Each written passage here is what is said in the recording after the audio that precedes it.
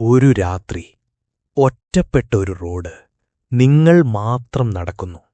പെട്ടെന്ന് നിങ്ങളുടെ പിന്നിൽ ഒരു കാൽച്ചിപ്പ്, ശ്വാസം. ആരോ നിങ്ങളെ പിന്തുടരുന്നുണ്ട്. നിങ്ങൾ തിരിഞ്ഞു നോക്കുന്നു. ആളില്ല. പക്ഷേ ആ ശ്വാസം നിങ്ങളുടെ കഴുത്തിൽ തൊടുന്നുണ്ട്. ഇതു നിങ്ങളുടെ ഭാവനയല്ല. ലോകത്തിലെ ഏറ്റവും ഭയാനകമായ ചില നഗരകഥകൾ യഥാർത്ഥ സംഭവങ്ങളിൽ വേരൂന്നിയതാണ്. ഇന്ന് ഞാൻ നിങ്ങളെ കൊണ്ടുപോകുന്നു ഇരുട്ടിന്റെ ആ നാട്ടിലേക്ക്. ലോകത്ത് ഏറ്റവും കൂടുതൽ പേർ പറഞ്ഞുകേട്ട ഒരു നഗരകഥയുണ്ട്. The hook. ഒരു യുവദമ്പതികൾ ഒരു കാറിൽ ഒരു ഏകാന്തമായ സ്ഥലത്ത്. റേഡിയോയിൽ പാട്ട്, എങ്ങും ഇരുട്ട്. പെട്ടെന്ന് റേഡിയോ തടസ്സപ്പെടുന്നു. ജാഗ്രത, ഒരു കൊലയാളി രക്ഷപ്പെട്ടു. ഇടിവാൾ കയ്യിലുണ്ട്. അവർ ചിരിക്കുന്നു. പക്ഷേ പിന്നീട് ഒരു ചെറിയ മാന്തിപ്പോക്ക് ശബ്ദം കാറിന്റെ മേൽക്കൂരയിൽ. എന്താ അത്? ഒന്നുമില്ല. അവർ പുറത്തിറങ്ങുന്നു.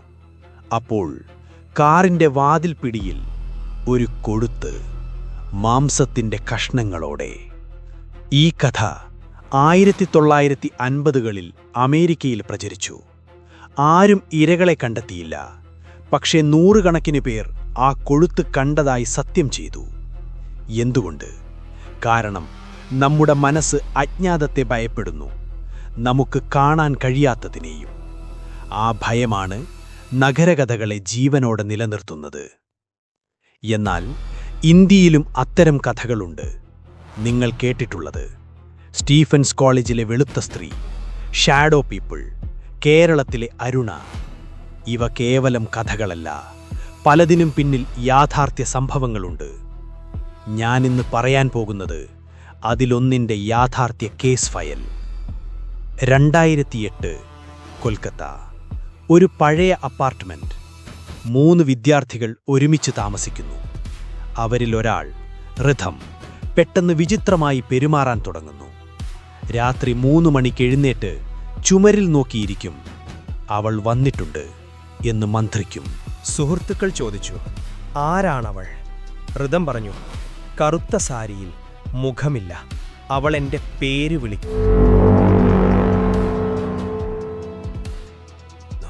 ഇതൊരു പ്രശസ്തമായൊരു നഗരകഥയുടെ തുടക്കമായിരുന്നു. The black lady of north Kolkata. 1 മാസം കഴിഞ്ഞ് ഋതത്തിൻ്റെ മുറിയിൽ രാത്രി നേരത്ത് നനവുള്ള കാൽപ്പാടുകൾ കാണാം. ആർക്കും വിശദീകരിക്കാനാവുന്നില്ല. ഒരു ദിവസം ഋതത്തിൻ്റെ ഷർട്ടിൽ ചാരവും ചെളിയും. ഞാൻ അവളോടൊപ്പം സെമിറ്റേരിയിൽ പോയി എന്നവൻ പറഞ്ഞു. അവൻ്റെ കണ്ണുകൾ രക്തക്കുഴമ്പ്. ഒരാഴ്ചയ്ക്കുള്ളിൽ ഋതത്തെ ഒരു മാനസികാരോഗ്യ കേന്ദ്രത്തിൽ പ്രവേശിപ്പിച്ചു. ഡോക്ടർമാർ പറഞ്ഞു ഡീഹൈഡ്രേഷനും സ്ലീപ്പ് ഡിപ്രിവേഷനുമെന്ന്. പക്ഷേ ആ കാൽപ്പാടുകൾ, അവ എങ്ങനെ വിശദീകരിക്കും?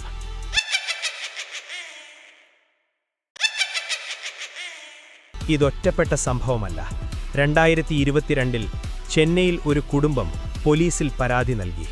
രാത്രി 2 മണിക്ക് ആരോ വാതിൽ തട്ടുന്നു. ഡോർബെൽ അടിക്കുന്നു. പുറത്തു നോക്കുമ്പോൾ ആളില്ല. CCTVയിൽ ആരുമില്ല. അവർ 15 ദിവസത്തോളം ഇത് രേഖപ്പെടുത്തി. ഒടുവിൽ ഒരു രാത്രി വാതിലിൽ ഒരു കടലാസ് കഷ്ണം കണ്ടു. അതിലെഴുതിയിരുന്നു, ഞാൻ അകത്തുണ്ട്. ആ കടലാസ് കുടുംബത്തിൻ്റെ അകത്തെ മുറിയിൽ നിന്ന് വന്നതായിരുന്നു. അവരുടെ ഏറ്റവും വിശ്വസ്തനായ നായയുടെ കൂട്ടിൽ നിന്ന്. എന്നാൽ നായ ആ രാത്രിയിൽ ശബ്ദമുണ്ടാക്കിയില്ല. നഗരകഥകൾക്ക് 2 തരം അന്ത്യമുണ്ട്. 1, പൂർണ്ണമായും വിശദീകരിക്കാവുന്നവ. 2, ഒരിക്കലും വിശദീകരിക്കാനാകാത്തവ. ആദ്യത്തേതിന് ഉദാഹരണമാണ് ദ വാനിഷിംഗ് ഹിച്ച് ഹൈക്കർ.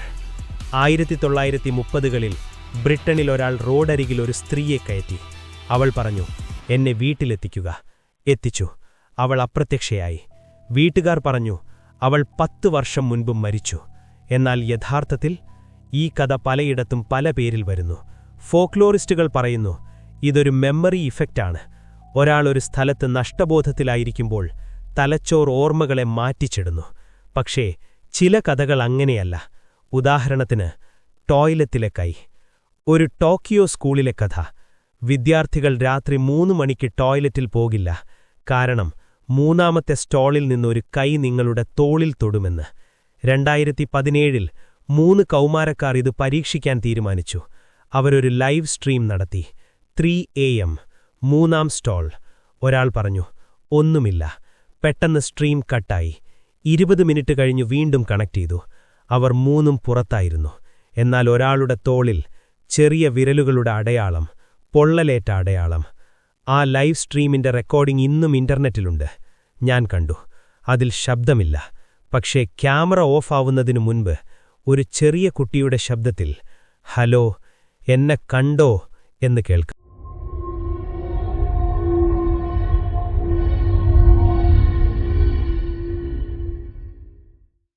ആരും ആ കുട്ടിയെ കണ്ടിട്ടില്ല. കാരണം ആ സ്കൂളിൽ 1950-ൽ ഒരു കുട്ടി കാണാതായിരുന്നു. ആ കുട്ടിയുടെ പേര് ഹനാക്കോ. ഹനാക്കോയ്ക്ക് 4 വിരലുകൾ മാത്രമേ ഉണ്ടായിരുന്നുള്ളൂ. ഇവിടെ ഒരു കാര്യം ശ്രദ്ധിക്കുക. നിങ്ങളിപ്പോൾ എന്തെങ്കിലും കണ്ടോ? നിങ്ങളുടെ മുറിയുടെ മൂലയിൽ? ഇല്ലേ? ഉറപ്പാണോ? തമാശയ്ക്ക് പറഞ്ഞതാണ്. അല്ലെങ്കിൽ അങ്ങനെ കരുതാം. യഥാർത്ഥത്തിൽ നമ്മൾ ഇത്രയധികം ഭയപ്പെടുന്നതെന്തുകൊണ്ട്? കാരണം നമ്മുടെ തലച്ചോറ് അജ്ഞാതമായ പാറ്റേണുകൾ തിരയാൻ പ്രോഗ്രാം ചെയ്യപ്പെട്ടിരിക്കുന്നു. അത് നമ്മുടെ പൂർവികരിൽ നിന്ന് ലഭിച്ച ഒരു രക്ഷാകവചമാണ്. എന്നാൽ ചിലപ്പോൾ ആ കവചം തന്നെ നമ്മുടെ ഏറ്റവും വലിയ ഭയമായി മാറുന്നു. നഗരകഥകൾ നമ്മെ പഠിപ്പിക്കുന്നതൊരു പാഠമാണ്. നമ്മുടെ ജീവിതത്തിലെ ഇരുട്ട് എപ്പോഴും പുറത്തല്ല, അതകത്താണ്. നമ്മുടെ മനസ്സിൽ, നമ്മൾ വിശ്വസിക്കാൻ തിരഞ്ഞെടുക്കുന്ന കാര്യങ്ങളിൽ. ഓരോ നഗരകഥയും ഒരു കണ്ണാടിയാണ്. ആ കണ്ണാടിയിൽ നമ്മൾ കാണുന്നത് രാക്ഷസന്മാരെയല്ല, നമ്മുടെ സ്വന്തം ഭയങ്ങളെയാണ്. ആ സന്ദേശം ഞാനും കണ്ടു ഈ സ്ക്രിപ്റ്റ് എഴുതുമ്പോൾ. ഞാൻ തിരിച്ചെഴുതി, ആരാണിത്? മറുപടി വന്നു, നിന്റെ പിന്നിൽ. ഞാനിപ്പോൾ തിരിഞ്ഞു നോക്കുന്നില്ല. ഞാനും ഭയപ്പെടുന്നു. നിങ്ങൾക്ക് വേണമെങ്കിൽ നോക്കാം. എന്നാൽ ഒരു കാര്യം ഓർക്കുക, ഈ കഥകൾക്ക് നിങ്ങളെ ദ്രോഹിക്കാൻ കഴിയില്ല. അവ നിങ്ങളുടെ ശ്രദ്ധയ്ക്കായി മാത്രം ജീവിക്കുന്നു. നിങ്ങൾ ഈ വീഡിയോ നിർത്തിയാൽ അവയ്ക്കെന്തു സംഭവിക്കും? നിങ്ങളിപ്പോഴും വായിക്കുന്നുണ്ടെങ്കിൽ നിങ്ങൾ ധൈര്യശാലിയാണ്. അല്ലെങ്കിൽ നിങ്ങൾ ഒറ്റയ്ക്കല്ല. അടുത്ത കഥയിൽ കാണാം. അത് നിങ്ങളുടെ വീട്ടിൽ നിന്ന് തുടങ്ങും. ഇന്ന് പറയാനുള്ള കഥ ഇവിടെ അവസാനിക്കുന്നു. പക്ഷേ ഭയം ഇവിടെ അവസാനിക്കില്ല. നിങ്ങൾ ഇപ്പോഴും കാണുന്നുണ്ടെങ്കിൽ അടുത്ത കഥ നിങ്ങൾക്കായി തന്നെയാണ്. AK ടെയിൽസ് മലയാളം എന്ന ഈ ചാനൽ സബ്സ്ക്രൈബ് ചെയ്യൂ. ബെൽ ഐക്കൺ ഓൺ ചെയ്യാൻ മറക്കരുത്.